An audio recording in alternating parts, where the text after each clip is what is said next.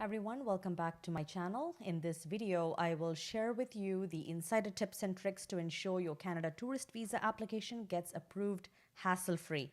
I'll share a few important tips to avoid common mistakes so your application can be fully error-free, so please pay full attention. I'll also show you exactly how to use the IRCC online portal to submit the application, so please patiently watch till the end and follow all my steps and advice. So let's get started.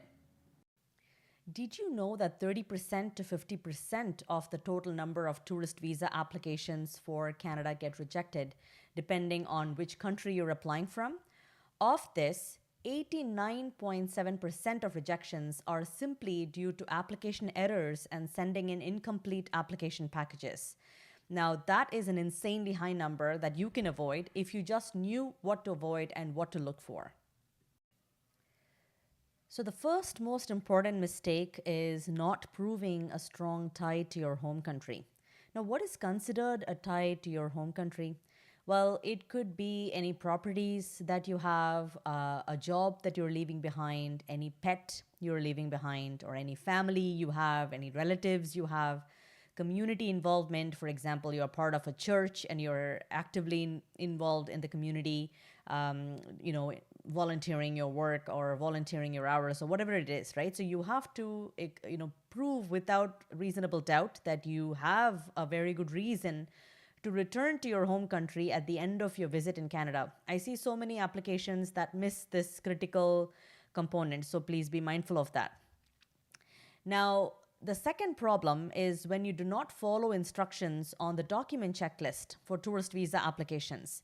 Now, this checklist clearly explains what forms they need, what supporting documents they need, any supplementary documents, depending on which country you're applying from. There are supplementary documents, so what they need. So please ensure you follow this checklist accurately to finish your application. The third is photo specifications. I know this can sound very silly and simple, but note that each type of application for Canada has its own requirements for photos. So if you took a photo for any other type of visa earlier, do not use the same photo for your tourist visa application. You will lose a lot of time as they will simply reject based on inaccurate photo, and you will have to resend the entire application with new photos. So be very careful, take the photo requirements with you to the photo studio and have your photographer follow the guidelines accurately, okay? Now, the fourth is leaving empty boxes in your IMM forms. Now, if something doesn't apply to you, just put not applicable or NA. Do not leave it blank, okay? Now, the fifth common error is not validating the forms online. Now, there are forms that can only be validated online. There is a validate button at the top and bottom of the form. You do not need to print and sign these forms. Now, when you press validate, it shows you what information in the form is missing as a red box will appear. Now, this feature allows you to not miss any part of the document that is mandatory, okay? Now, the sixth reason is missing signatures on IMM forms. Now, especially the family information form, IMM 5645, needs to be completed by all the people who are applying for the tourist visa that are 18 years or older. And this form has to be printed, signed, and uploaded in the portal. You cannot digitally sign this document, or should I say, I don't recommend that you digitally sign this document. It's a pretty important document that needs to be printed and signed.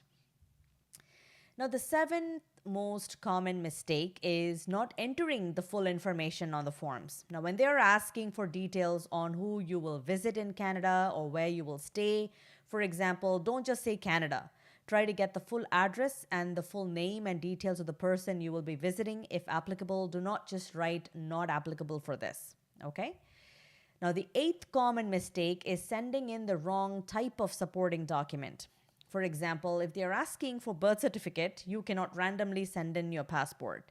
So check what documents they want and only send what they want, nothing more or nothing less. And the ninth common mistake is paying the wrong fees. So please check the fees for your application to ensure you are paying the correct amount of fees and sending in proof of payment with your online application. So now let's take a look at exactly how to use the IRCC online portal to submit your application. So let's look at how to apply for a visitor visa for Canada. So you'll just go Google how to apply for a visitor visa of Canada. You have a lot of options here. So I'm just going to say to visit as a tourist. Gather all your documents. Make sure that you're reading all of this. Spend time understanding exactly what documents they need. You don't need IMM 5476 because you're not working with an agent, but if you are, they usually apply using their own portal, so you may not have to do this. They do it for you.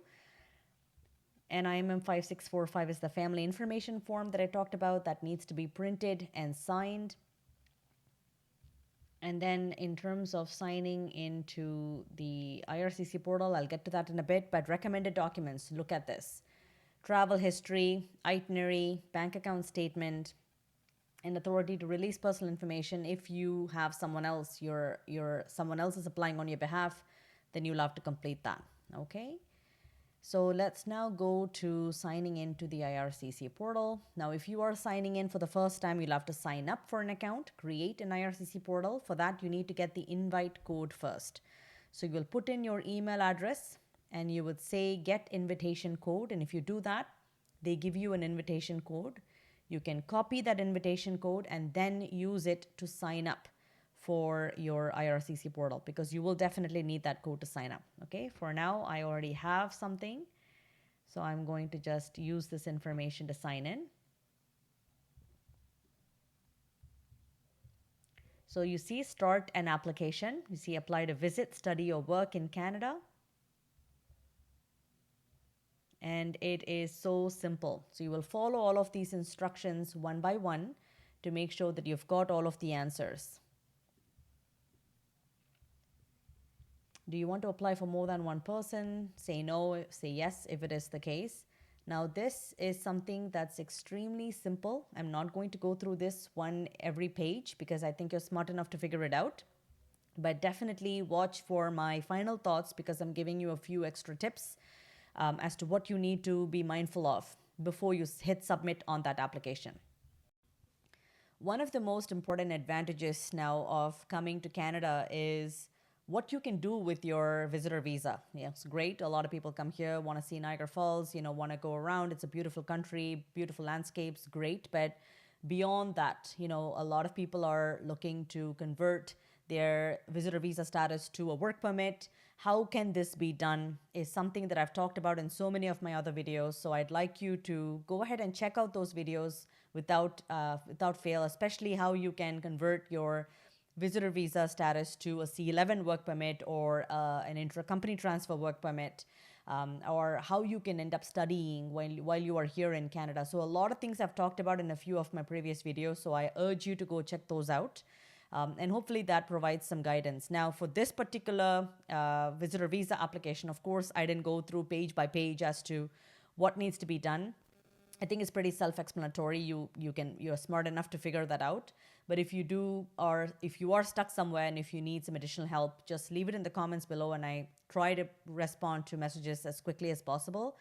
Just be mindful of the few things that I mentioned. Okay, don't underestimate financial proof. You have to prove to them that you have enough money to cover your expenses in Canada, even if the family or relative that's inviting you says, I'll take care of all their expenses.